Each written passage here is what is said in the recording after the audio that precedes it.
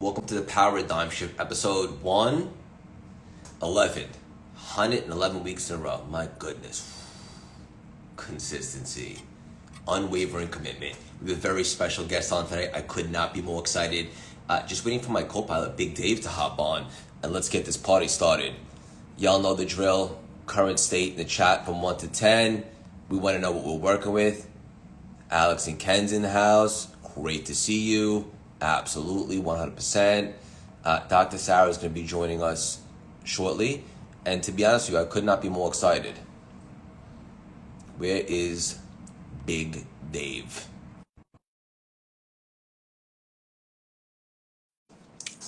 Oh, I see you, Dave. Who's grabbed a copy of the reinvention formula available for pre-order right now again? That's right. Big Dave! He said, and to be honest with you, I could not be more excited. Why do you sound like a robot? I was kidding, making fun of you. Hey, what's going on, Craigie Poo? It looks like a beautiful day in New York. It is. It's great to see you. Congratulations to Mia and another kid graduating college. Great stuff. And moving to New York. So you got two new neighbors. You got Marissa and Mia. They'll be overtaking the Craig Siegel paradigm. I saw that. I'm really excited about that. Does she have a place yet or no? Yeah, she's 7 blocks down from Marissa. So they're both on 2nd Avenue. Very, very accessible to you to be their older brother. Take care of the two. Yeah, your daughters are smart. They know what's up over here in the East Coast. Yeah, they definitely need it. That's where I lived when I was young. And it's a good place to grow up. Yeah. Business wise. Yeah. That's where you are right now, right? I'm in Indiana right now. We got half hour till I leave to the graduation. I may have to take off in 20, 25 minutes. But yeah, man, we're excited. She graduated Phi Beta Kappa, summa cum laude, top of her class. She is her mom's daughter. So very, very blessed. Yeah. Who did you get the looks from, you or Julie? Oh, that's obvious, Julie. I mean, have you seen her? Holy moly. I mean, nobody got my looks, thank God. It's either recessive genes or the mom's strong genes in that area. Thank goodness. I like how you and I do that. We overachieve. What do they call that? Outkicking your coverage? I outkick my coverage without a doubt. Married 25 years, best decision of my life. As you will find out shortly. You really are a sex goose. Here, come here. Watch this. Yeah, come here. Look at how handsome this guy is. Come here. Oh, Miles is backing off. Now, Miles, shy? He's big time. No, he's the opposite of shy. He wants like an appearance fee, I think, in order to accommodate us. Oh, wait, here he comes. We conned him into it. Say hi to Craig. Miles, what's up, brother? Good to see you, nephew. There he goes. How you doing, handsome? He's talking to you. There you go. So, all right, what do you got to say? How are you, stud? Can you hear him? Yeah, I'm great. Get in the picture. It's great to see you, Miles. Looking super handsome as always. Mm-hmm. What are you most excited about right now in life, Miles? My sister's graduation. Great answer. I mean, that's what I'm going to. He's so energetic. All right, man. Give everybody your favorite Dave Meltzer piece of advice. Go ahead. Okay. What's your favorite piece of advice? Go ahead. Be kind to your future self and do good deeds. He nailed it. He nailed it. That's so good. All right, thank you, Miles. So good. He doesn't do that for everyone. He must love you, Craig. So that was awesome. Rightfully so. Yes, exactly. He'll be moving to New York last. But he'll come, I know. Yeah. You'll be my age by the time he gets there. All right, let's rock and roll, baby. It is Paradigm Shift, episode 111. Guess what that is? That's your number, right? It's my birthday, 111. That's my lucky number, January 11th, the sign of the angel. This is a special edition of the Paradigm Shift. Yeah, 100%. And it's also my dog's birthday. Right. I share that blessing. That's amazing. You put out some extra fire content this week. No surprises there. And one of the things you were talking about, and I think a lot of people could probably use this right now, is how to attack the amount of time you spend worrying, Dave. Yeah, well, worrying is a duplicative negative. And, I've been on a tour, 2-3 speeches a day talking about anxiety and worry as a fear of the future. But worrying is so detrimental and interfering to what you want, because not only is it prescribing an ego-based consciousness that interferes with our potential, a waste of energy that accelerates us in the wrong direction, creating void, shortages, and obstacles in whatever we think we want in our future, or better.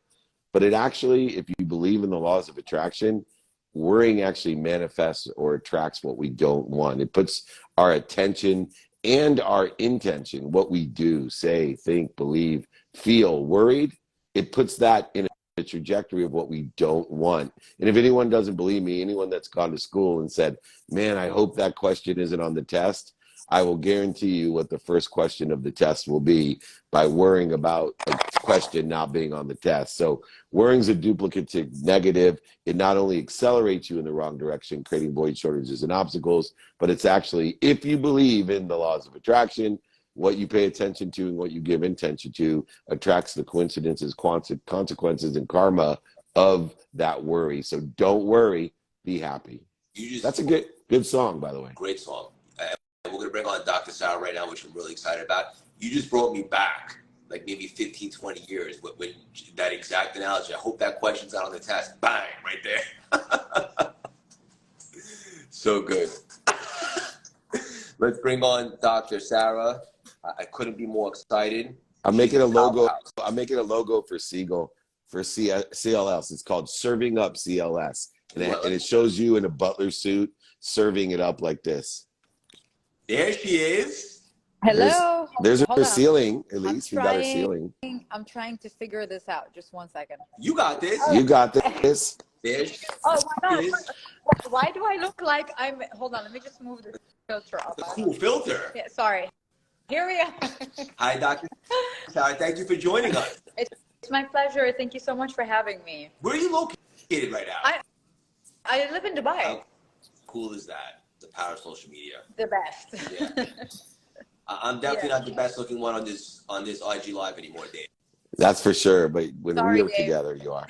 Without a doubt. I'm blessed to have you here. Yeah. Thank you so much. Thank you guys for having me. I'm completely honored. My pleasure. And for our audience who might not be familiar, my best suggestion is to do a deep dive on all the awesome stuff she has going on, all the cool content. What I think is most valuable is we just have an unbelievable conversation. And I was checking out some of your awesome content. And one of the things you were talking about recently is how people think there's this big misconception that you can't be an awesome mom and also a really effective and awesome businesswoman. You showcase that is absolutely possible. What's your secret? So, no.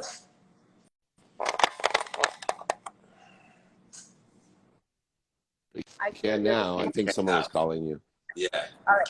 So basically, just to lay it down, you know, women have been told and conditioned to think that once they have children, that their life is over, they have to dedicate the whole life to their kids, and basically, like, that's it. Now your life ended, and now your life is starting all over again as a mom. And a lot of women are conditioned, and they fall for that, and they believe it, and they live accordingly. Now, for me, that never made sense. It never made sense that once I give life to somebody, my life is taken away. So I decided to completely shut everything I was told off about being a mom, and to basically erase everything I was told and how to be, who to be, and to discover who I am. When I had my son, I had one company. After having my son, I have 9 companies. So just to show you the power that you can have as a woman, even if you're a mom, what people don't get is that a child doesn't need a mom, he needs a happy mom. And if you're suppressing yourself and you're dedicating your life to just raising a kid and giving up on your dreams, what kind of example are you giving the child? You're telling the child that, hey, I'm giving up on my life. I'm not going to do whatever I want. I'm here to serve you only. You're literally teaching the child that life is over once this starts. And that's where I went like, oh no, I'm not doing that. Because for me to raise a happy child, I gotta be a happy mom. So I can't disconnect from who I am. I cannot live a life just 1000% dedicated to the kid. I gotta live as well, because I can't pour from an empty cup. And the secret is just like unlearning. That's the main secret. unlearning, reprogramming yourself, and really discovering your power, not through what you've been told to be, how you've been told to be, but really who you are, basically. Uninstall and then reinstall. Dave, how's that for a paradigm shift? Oh, of course. And, not only do I prescribe with my 4 children to a happy wife, happy life, but the happy mom, you can't give more with less. And I will tell you also, being a little bit older, which is why I'm not as good looking as you two, age does wonders. But more importantly, I have 4 children. And what I learned is not only is it happy wife and happy mom, it gives happy children and happy husbands, by the way, but your children don't want to be with you all the time anyway. Like, they're not going to be with you their whole lives. I'm at my daughter's graduation right now. Yeah. I have four independent, 3 beautiful triple threat women, daughters, 24, 21, and 18. And they have benefited from the fact that my wife is an entrepreneur. My wife raised 4 children. She's gorgeous. She does everything. And she did not mind, like you, not spending 100% of our time with our children. And guess what? My children don't want to spend 100% of the time with us either. They have extraordinary lives, and they're all entrepreneurial like you, and they know that they can't give what they don't have. And so they want to have as much as they can. Like you said, their cups overflow to their friends, family, associates, and community the same way you have. And I think it's really important. Now, I am not discounting if there are some women that just want to be moms, and that's what they choose. I'm not shaming any of those women as well. My mom worked 2 jobs, raised 6 kids, single mom, and she taught me how to be successful, not by what she told me, but by watching her. And I think that's the last component is, your kids are watching you. That's much more important than you being there all the time telling them what to do. Yeah. When they're watching you be happy, they're more likely to be happy, passionate, purposeful, and profitable, which creates even more happiness. So congratulations. I love your content for that reason. I have my girls watch your content so that they can learn that as well. Thank you so much. No, whatever you're saying is 100% true. Kids, no matter what you tell kids, they don't learn from your words. They learn from your actions. And I just, I do feel guilty sometimes because I'm a single mom. So I have to travel to pay bills. I'm out a lot of times. I'm not with him 24/7, but I'm honest with him. And he knows that I do this for him and for me, and that he wouldn't have the life he has if I didn't do that, because I'm the financial provider. But also now he understands that who you are is valuable. You value yourself. Yeah, you can love everyone around you. You can have children, you can have a spouse, but you got to love yourself for you to be able to love anybody else. And it's okay to feel guilty, because if you don't feel guilty, then, that's like serial killer mode, It's like, why don't you feel guilty if you're far away from your kids? It's normal. But it's only normal for you to live and have these feelings and to cope with them than to have zero guilt when it comes to staying away from your kids. Because a lot of moms tell me, how do you deal with your guilt? How can you live with your guilt? I'm like, because I am doing it for them. So the guilt doesn't live in me the way it should, because I'm not out having fun, traveling the world with my friends. I'm working, So that's the difference it makes. And you're right. A lot of moms that I know love being moms, and they have supportive partners that help them. But I'm not that kind of woman. And it's okay. It's okay to be this or that. But this message is for every woman who has dreams and who thinks and believes, because she's been told that she has to let go of everything for her to be a good mom. And a lot of moms try to shame me sometimes. They say, oh, do you take your kid to soccer? Do you take your kid to this? I'm like, no, girl, I'm paying the bills. You have a wealthy husband. Don't come and shame me that takes care of everything. You're sitting at home doing nothing. I am the husband and the wife. So women can't bully me into feeling like I'm not doing the job, because I don't believe in life-work balance. I believe you create your own balance. My balance is different than his, different than yours, different than hers. I could be giving my kid 40% of my time, and that's all I can give, and that's good for me. You can be giving your kid 80% of your time, but that's good for you. So we should not shame each other for how we take care of things, or how we, spread our time, or our balance in our life. We create it for ourselves. There's no book that says this is the right balance formula. There is no such thing.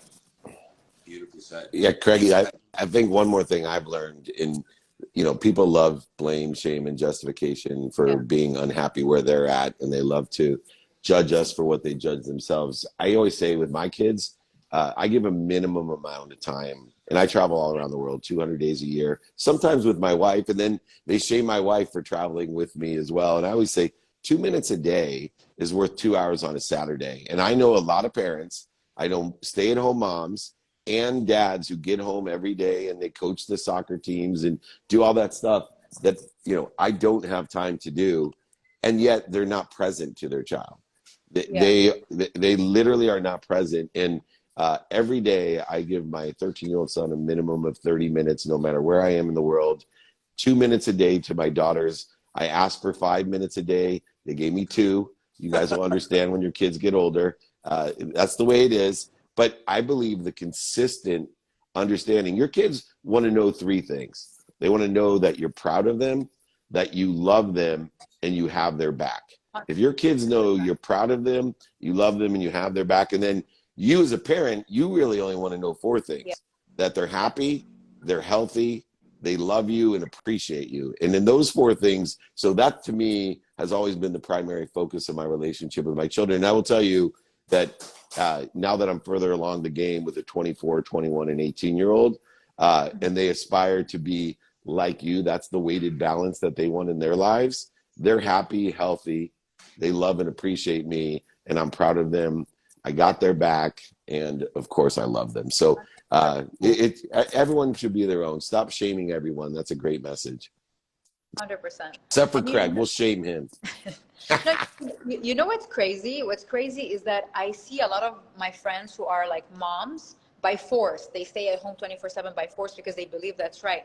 And they come and talk to me, and I see them with their kids. They have no patience. They get angry, they're frustrated, and they're like, and they ask me, they're like, I don't know why I'm like that with my kid. I'm like, because you're not living, you're existing, and you're taking it out on your kid without even knowing. So this is what they do. I'm like, girl, you need to unlearn everything. You need to discover who you really are. You need to live. And I also have friends who have been married for, let's say, 40 years, 25 years, 30 years. And their kids, they reach a point in their life where they're 20, they're 18, they leave their parents and they go. And then she tells me, oh my God, I'm in my 50s. It's too late to do things now. I've sacrificed a lot. Why did you wait for the day your kid leaves? Your kid's going to leave one day. So you need to live while your kid's with you. Enjoy the moments while your kid's with you. Not wait to live while he's gone or while he's grown up. So my message to women is, listen, stop existing, start living. This 3D experience we're living in is a short period of time. Live it, enjoy it. Hell yeah. Yeah, amen. Amazing. Great advice. That is amazing. Like I said, that's why I have my girls follow you. And, I think one other thing that I deal with, especially in sports, is especially the white middle-aged male. I'm 55 years old. I am, in some respects, the biggest problem in the world. I'm a 55-year-old white middle-aged wealthy male, right? I am the problem. And I tell guys that are like me on the other side, hey, we got a lot of things to unlearn, because 99% of us have good intentions. We want our wives to be happy. We want our kids to be happy. We want equality in the world. We want equal pay in the world. We want all these things. 99% of the white, middle-aged, wealthy 55-year-olds I know want all these really good things, but they have to unlearn things, because we have also been taught by our dads, our grandpa, the government, all the socioeconomic systems that have been implemented for hundreds of years. We have to unlearn this stuff so that we don't unconsciously or subconsciously, put this stuff onto our wives, onto our moms, and onto our daughters, that this is the way it's supposed to be. That's bullshit. We have to unlearn it as well. So I want to encourage all men out there to be supportive in the manner that, whether you're married or divorced or single, you need to unlearn some stuff out there so that everybody can be happy. It is possible if we all put the effort in and have open minds, like you said, not blame, shame, and justification, separate inferiority, superiority over nonsense. Stop existing, start living together in a unified system of thought. So good. So many places we can take the conversation. I know it's Saturday, a lot of family time. We'll land the plane with this. Both of you guys do such a great job of teaching and coaching and inspiring. Dr. Sara, I wanted to ask you, can you teach ambition? No. I can teach you anything in this world, from tech, from art. You can even be a painter. Like I have friends who suddenly at the age of 30 became artists, you know? You can do anything. You can train your voice to be a singer. You can learn how to act. I can teach you everything, but two things I cannot teach: ambition and character. I cannot teach you to have a good character, and ambition is something that comes within you. If you won't do it for you, nobody can teach you to do it for you. It's as simple as that. And that's what I do. Even when I invest in any company, when I hire any team members, we do something called the personality boot camp. So we take them on, like, when I want to, for example, invest, okay, I'll take, like, let's say 5 young entrepreneurs. We would put them in a boot camp where they're tested to survive with limited things. And then we look at their personalities. Who gave up fast? Who didn't work with the team? Who got aggressive and started being manipulative? And then we take everyone out, no matter how good their ideas are, and we take the people who created the teamwork environment, who created the rules that basically benefited everybody. It's all about character. Ideas are great, but you know, if you don't have the character that goes with it, I'm sorry, that's a weak bone. So I don't care how talented you are. You can be taught everything. But if your character and ambition is not there, I cannot teach you that. Dave, you agree? The compliment was said. You know, I always look for the desire that you must be what you can be. I can teach you what to do with your ambition. I can plant seeds in you that may activate your ambition. But, you know, you look at recovery, especially with people, they are not going to quit their addictive behaviors unless they have the desire themselves to be what they must be. And so you can plant seeds, but you can't teach it. You can activate it in someone, and that's where you see these major turnarounds. But for sure, you can't teach how to be ambitious. You can teach what to do with ambition. And if you know, as I surround myself with, as you know, Craig, especially on the TV show, I get to meet all the billionaires, millionaires, entrepreneurs, celebrities, athletes, and entertainers in the world at the highest level. That's the common denominator. They all have the desire that they must be what they can be, whether they're artists, musicians, billionaires, it doesn't matter. It won't happen unless you have that ambition. So what people like us do is we try to, one, teach people with ambition, but also activate ambition in people, because everyone has ambition in them. They have the life source and force within them. But unless you activate it yourself, people like us are completely not valuable. We can't do anything with you unless you do it for yourself. And I just, Doctor, so appreciative that you came on here from Dubai. I get to go out there when I get there next to speak. Make sure that we get together. I would love to meet in person. Please, if you guys are ever here, you guys let me know. I'm there a few times a year, so speaking lately. So we love to see you. I'm trying to get Craig to come with me next time. I would love to consider it done. Craig, He's so small. He's so small. He can sit in the middle seat economy. So I can literally on Emirates, I can just have him tag along with me. He can sleep fully like I sleep in the bed up top. Dr. Sara, I know our community is going to fall in love with you in 2 seconds. What's the best way for everyone to support you? What are you most excited about right now? What am I excited about right now?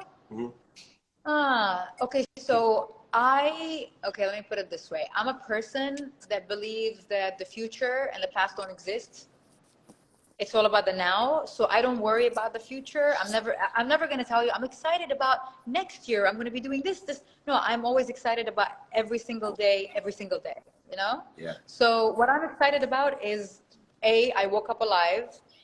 B, it's every day is a new opportunity for me to do what I want to do, to live, to enjoy, to learn. But also, I remember I always say that in my podcast. I say, when I do interviews, I say that I used to be so scared of death. It was my biggest fear. And then when I unlearned and I reprogrammed my mind, death became my biggest inspiration. Just knowing that I could just walk out of the door and die, sleep and never wake up, get in the car and never show up, it makes me want to live every single day the most I want to live. So every single day, I want to be the best version of me. I want to do everything I can do just to take from this world. I want to be loving. I want to be kind. I want to give. I want to support. Because once I go, I want to go empty with nothing. I want to leave it all here. And the best way to do it is to know that the only thing in life guaranteed is death. Nothing else is guaranteed. No success, no money, no fame, nothing is guaranteed. Everything is borrowed, basically. So what I tell you is, I'll say it like this. What I'm excited about is that I know that tomorrow I'm going to wake up better than the person I was today. Because that's my main goal in life. Every day to get better, every day to grow as a person, every day to educate myself. All right, that's where we drop the mic. Thank you both so much for joining us. Love you guys. Have a great weekend. Yeah. We'll reach out. Thank you so That's much, awesome. Craigie Poo. I am off to my daughter's graduation. Love you, Craigie. Good Thank Bye, luck. guys. Thank you. So much Bye. fun. My goodness. Wow. Paradigm Shift episode 111 in the books. We'll be back next week for 112. If you guys weren't familiar with Dr. Sara, she's awesome. Go check out all the awesome stuff she has going on. My co-pilot, Big Dave, thank you as always. 111 weeks in a row, no weeks off. The Reinvention Formula, our first book, August 15th, available for pre-order right now. And if you want, you can join our free texting community for weekly inspirational nuggets and strategies. This was so much fun. I'm better for the conversation. I appreciate them both. Just awesome. Life is so good. And I love what Dr. Sara said to land the plane. She's most excited about this moment and just being present and mindful, because mindfulness is the portal to expansion. You dig? Love you guys. Let's have an unbelievable rest of the weekend. Let's be really present.